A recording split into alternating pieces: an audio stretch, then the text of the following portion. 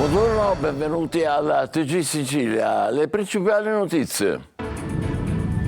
Catania, rabbia e disperazione tra i 150 sfollati per l'esplosione a San Giovanni Galermo. Abbiamo perso tutto, viviamo in macchina. Solo in 10 hanno trascorso la notte al Palacus, attrezzato dal comune. C'è l'acqua calda, ma si dorme al freddo. Mentre i tecnici cercano ancora il punto di fuga del gas che ha sbriciolato 2 edifici, la Procura di Catania indaga per risalire alle cause dell'esplosione. L'accusa è di disastro colposo. L'appello denuncia di Antonio, il giovane di Enna vittima degli abusi per cui Don Rugolo è stato condannato in primo grado a 4 anni e 6 mesi. Chi subisce violenza sessuale da parte di preti, dice, si rivolga alla magistratura, alle autorità ecclesiastiche coprano i sacerdoti responsabili. A uccidere mio figlio è stato il silenzio, parla la madre del ragazzo dai pantaloni rosa, vittima del bullismo dei suoi compagni, ma anche dei social. Andrea si è suicidato a 15 anni. Catania, lotta tra la vita e la morte. Marco, il 18enne investito sulle strisce pedonali da un pirata sabato alle 4 del mattino in Viale Africa. Quella strada, ricorda il padre al nostro TG, la notte è totalmente al buio, senza autovelox e nessun controllo. E aggiunge, chissà, parli. Sbarco fantasma di migranti sfuggiti a ogni controllo a Realmonte, nell'Agrigentino. E dramma nel Mediterraneo, 38 profughi in balia del mare, c'è apprensione per la loro sorte. Spettacolo da oggi al cinema, il film sui primi. Calcio nella semifinale di Coppa Italia, pareggio a reti bianche tra Trapani e Rimini. Calciomercato dai piccoli passi per le siciliane.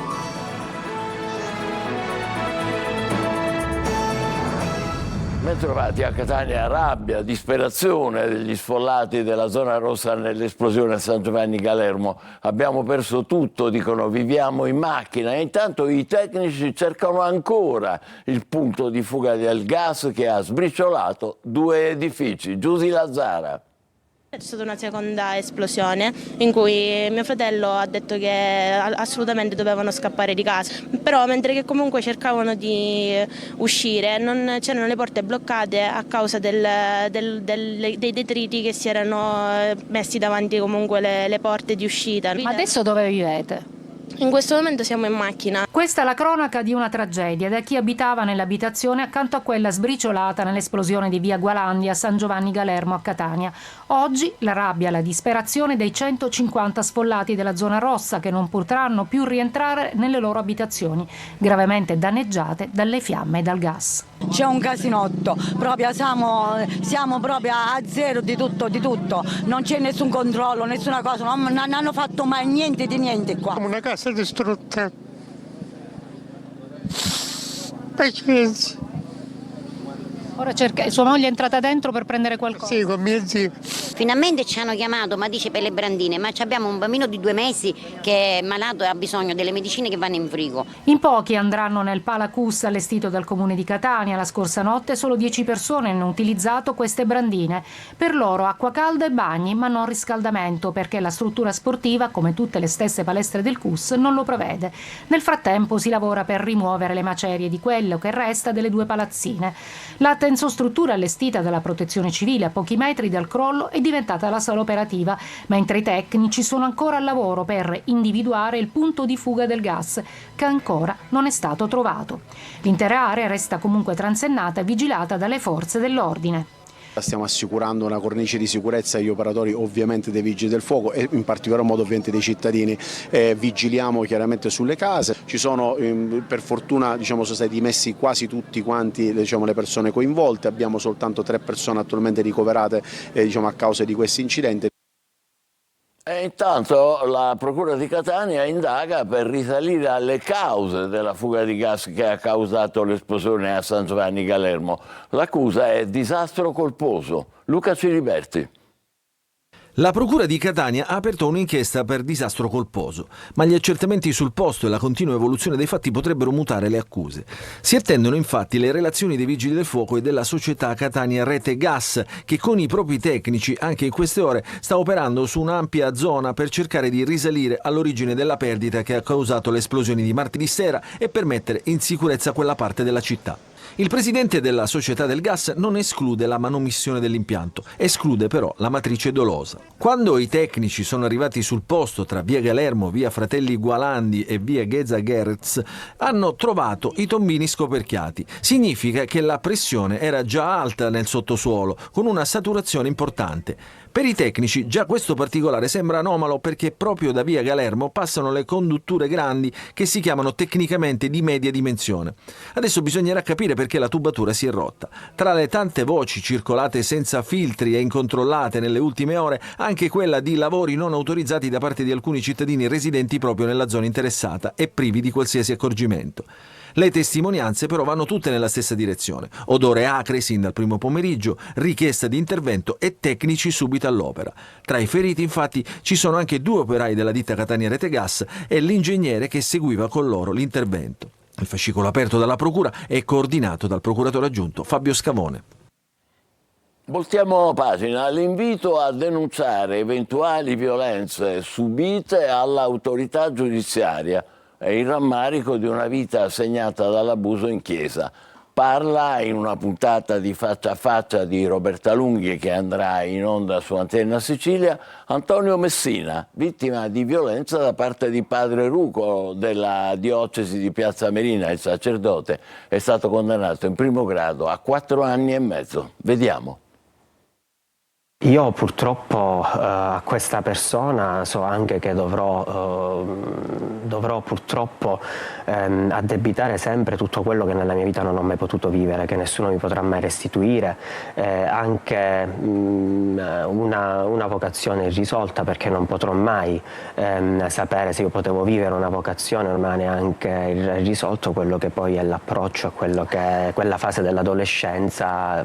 Credo sia giusto la si viva in piena libertà e non con costrizione. Ho ricevuto richieste d'aiuto da parte di alcuni giovani, anche di religiose che hanno subito violenze, di persone che mi hanno chiesto chiaramente di poter avere un aiuto nel poter anche andare avanti attraverso la denuncia sia all'autorità ecclesiastica sia a quella giudiziaria. È chiaro che io consiglio soprattutto di potersi rivolgere all'autorità giudiziaria, perché ad oggi la mia esperienza ha semplicemente dimostrato che l'autorità ecclesiastica non riesce a portare alla verità e alla giustizia, ma tenta di tutelare solo i sacerdoti che si macchiano di questi reati. Torniamo a Catania. Scarcerato e posto ai domiciliari per maltrattamenti in famiglia nei confronti dei genitori. Per gelosia picchia e minaccia la compagna con un grande coltello da cucina. È l'accusa contestata a un uomo arrestato dalla polizia. A chiamare gli agenti, la donna è riuscita a sfuggire all'aggressione dell'uomo rifugiandosi a casa di un familiare. Adesso la storia di Andrea Spezzacatena, che coinvolge sempre di più i giovani. Lo chiamavano il ragazzo dai pantaloni rosa, lui vittima di bullismo che non ha resistito alle ingiurie. Teresa Manes ricorda il figlio sensibilizzando i ragazzi. Oggi è stata a Pachino. Per noi c'era Francesco Aloi. Quando dal male si può trarre del bene. Lei è Teresa, mamma di Andrea Spezzacatena, vittima di bullismo, o meglio, come dice, del silenzio. Suo figlio aveva 15 anni quando ha deciso di farla finita. Lo chiamavano il ragazzo dai pantaloni rosa, a scuola come sui social. Tutto per un paio di pantaloni. Dietro i bulli ci sono tante ragioni, magari c'è anche la richiesta di attenzione, anche il bullo soffre un disagio che non può non essere accolto. Una storia che qualche mese fa è arrivata anche al cinema, ma è nei suoi occhi, nelle sue parole, che traspare la voglia di fare vivere il suo Andrea. Da quel giorno incontra sempre i ragazzi e oggi è stata a Pachino. Mi sono fatta strumento per la voce che ha soffocato in un grido inascoltato. Bullismo che in rete diventa cyberbullismo. I nostri ragazzi vivono in non sicurezza e noi dobbiamo creare ambienti digitali sempre più sicuri, sempre più adatti anche alla loro vita e alla loro crescita. La richiesta di aiuto non deve mai mancare, a genitori e docenti prima, alle forze dell'ordine dopo. L'importante comunque è denunciare, sempre. Ci sono sanzioni molto gravi che possono arrivare anche a 6 anni di reclusione. La procura per i minorenni è l'organo, l'autorità giudiziaria deputata poi a giudicare questo tipo di condotte. Che messaggio vuole lanciare a chi è vittima di bullismo? Di trovare il coraggio di abbattere il muro del silenzio, perché come dico sempre quello che ha ammazzato poi mio figlio non è stato il bullismo quanto il silenzio. Come andate con i pantaloni? Madre sfortunata ma straordinaria. Catania, lotta tra la vita e la morte. Purtroppo Marco, il 18enne, è investito sulle strisce pedonali da un pirata sabato alle 4 del mattino in Viale Africa. Quella strada, ricorda il padre al nostro TG, lo sentirete tra poco, quella strada la notte è totalmente al buio, senza autovelox, nessun controllo.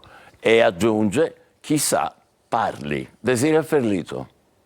Non sappiamo se Marco si risveglierà o se ritornerà per come era prima. Questo è sicuro, perché comunque ha avuto un trauma cranico, 2 emorragie cerebrali, oltre alle varie contusioni e fratture sparse. Che ha ridotto così Marco non si è fermato per soccorrerlo, né per sincerarsi per le sue condizioni. Ha proseguito la sua folle corsa, forse in preda ad alcol o sostanze stupefacenti.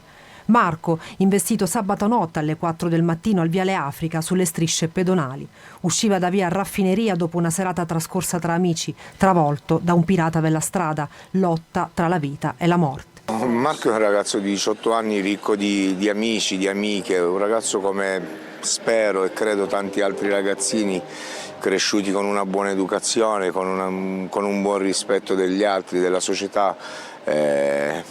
Per me che sono il papà è un fiore. Quella telecamera potrebbe aver visto chi ha investito Marco, una macchina bianca che proseguiva a tutta velocità da Piazza Galatea verso la stazione, questo il luogo dell'impatto. Molti pali dell'illuminazione installati in questo tratto di Viale Africa, ma quella sera non funzionavano, ci hanno raccontato i commercianti della zona. Pare siano stati ripristinati dopo l'incidente, una strada che il sabato sera soprattutto diventa una pista da rally.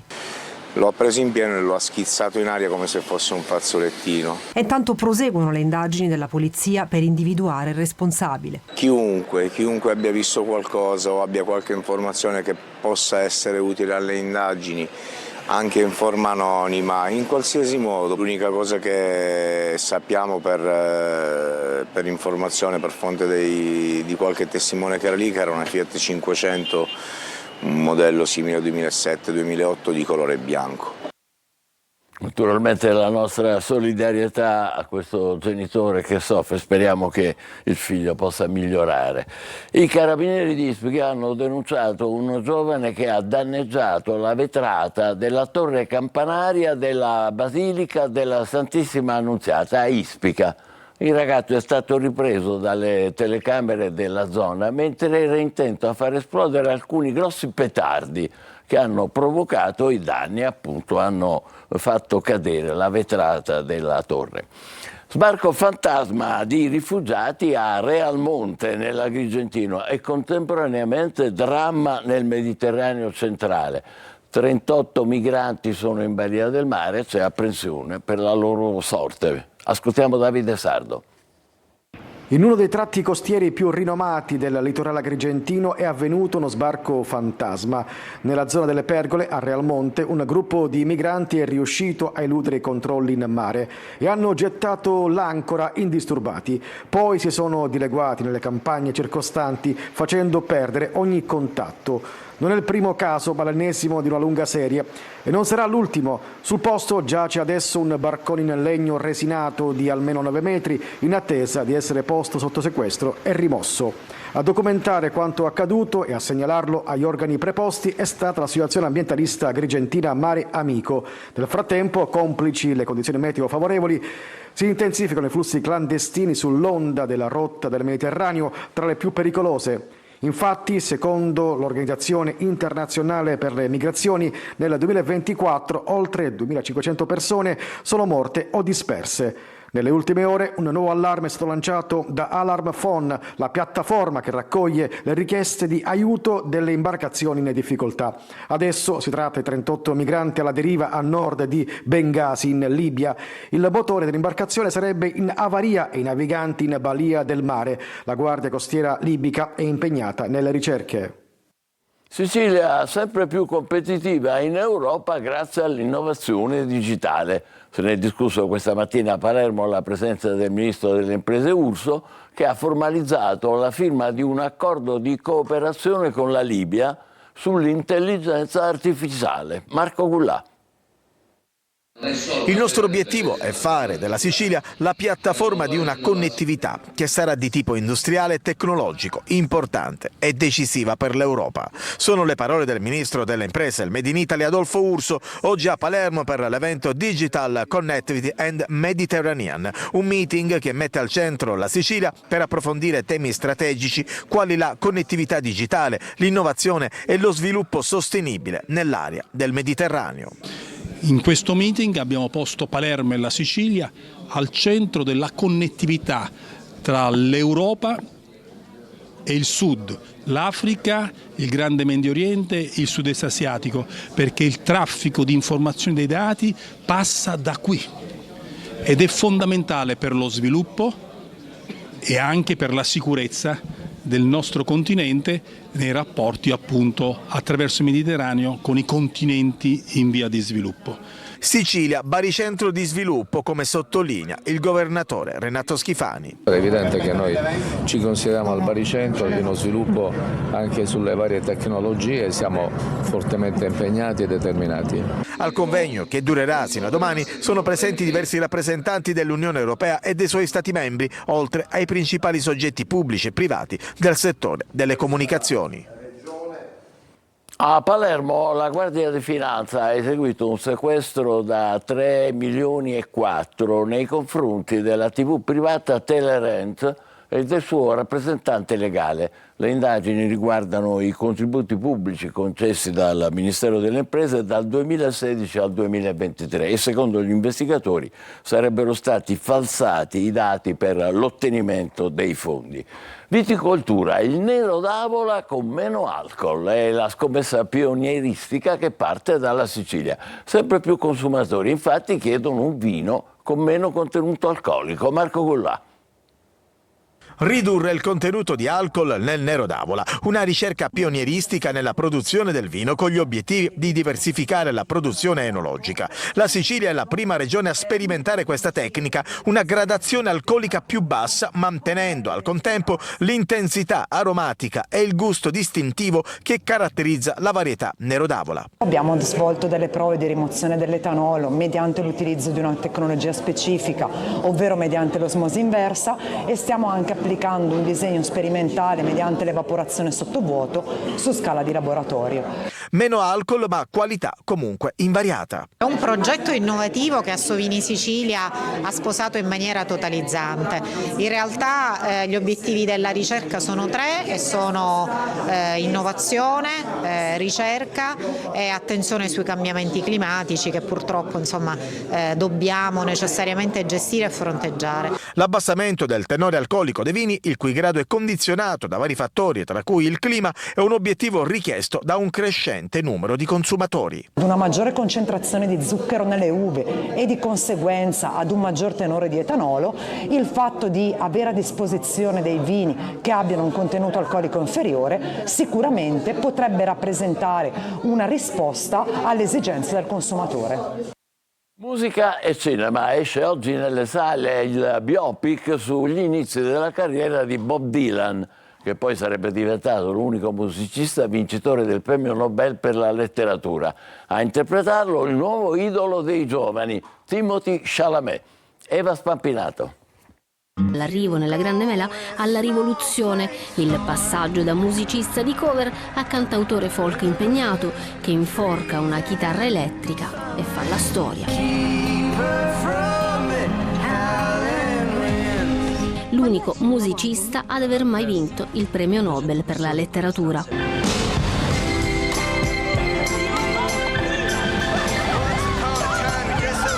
Timothée è il nuovo idolo dei giovanissimi e la sua interpretazione è stata già benedetta dallo stesso menestrello del folk.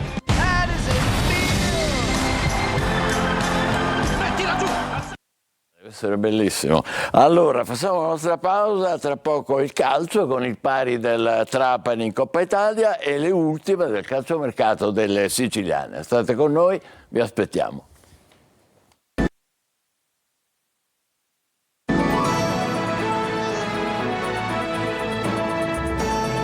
Calcio, semifinale di Coppa Italia, pareggio a reti bianche fra Trapani e Rimini. La gara di ritorno l'11 febbraio a Rimini, che deciderà chi giocherà la finale. Franco Cammarasana.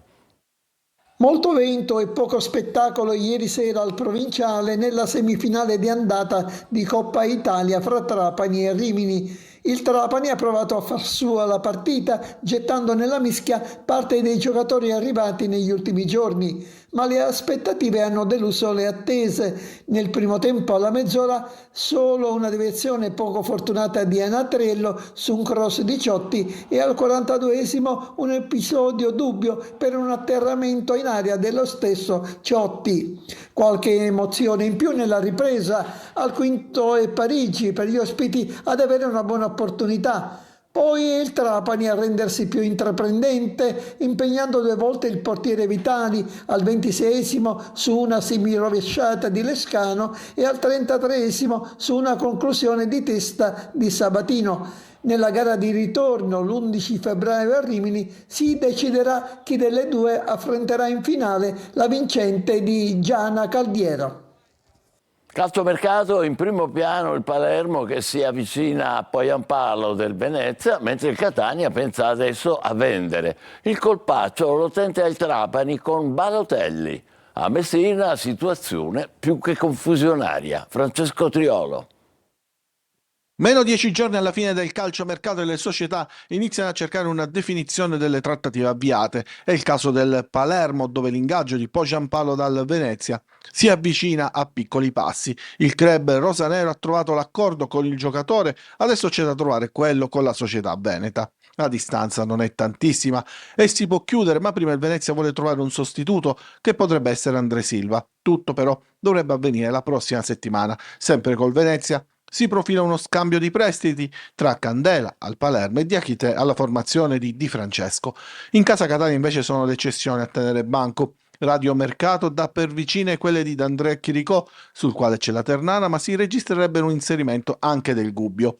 Sul fronte arrivi, invece, dopo l'ufficializzazione di Del Fabbro, i rossazzurri avrebbero mostrato interesse, forse anche qualcosa in più, per Gabriele Pagliai, 23enne esterno del Picerno. A Trapani invece si parla con insistenza della possibilità che a vestire il Granata possa essere Mario Balotelli, che è diventato un obiettivo di mercato del presidente Antonini, pronto a fare follie per l'attaccante in forza al Genoa.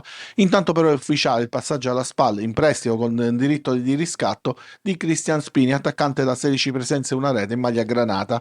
La situazione in assoluto più ingarbugliata è quella del Messina. Ieri sera con un comunicato criptico era stata convocata una conferenza stampa per le 12:30 per annunciare il ritorno di Motica in panchina, ma il tecnico questa mattina ha rifiutato ribadendo le dimissioni. Conferenza stampa slittata e situazione di stallo destinata probabilmente a risolversi con l'arrivo in panchina di un allenatore straniero. Noi ci fermiamo qui, l'appuntamento è per le 20, grazie per averci seguito, buon pomeriggio.